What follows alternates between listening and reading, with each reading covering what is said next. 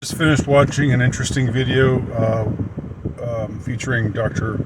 Robert Malone, um, and I wanted to pass along something that he discussed that I had not been aware of before now, and I think it's something useful for y'all to know as well. I mean, maybe you already know, and if you already know about this particular thing that I'm going to talk about, then good for you. You got there before I did. But my suspicion is that some of you at least will not know this particular concept. Now, you've heard about misinformation, right? Which is, when you say something that the powers that be, when you say something or write something that the powers that be deemed to be false, but, their idea of true and false is basically what is in accord with what they want you to believe. So someone like me and other questioners of the agenda, the message, whatever you want to call it, the party line, as it were, would say that what they call misinformation is really just information that goes against what they want to put out there. So it's not truly misinformation. That's actually a technically libelous term, but it's sort of par for the course. It's one of those terms that it's really disgusting and appalling, and it shows just this absence of intellectual honesty on their part. But that's again par for the course. What I learned from Dr. Malone is that there's misinformation, which is saying something that's against the agenda of the powers that be.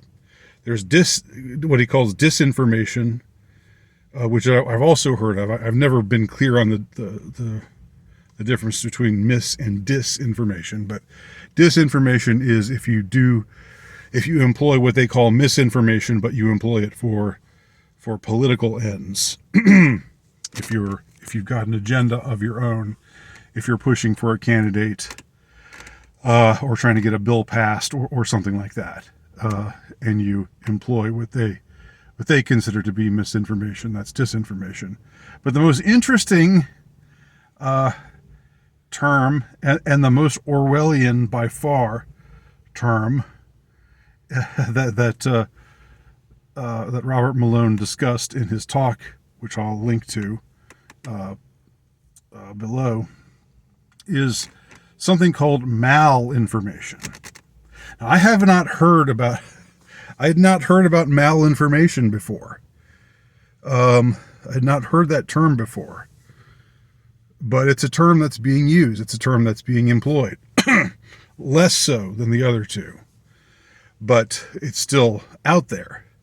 What is malinformation? Malinformation is when you share something that is actually true, but when people hear it, it will cause them to do bad things, do things that we don't want them to do.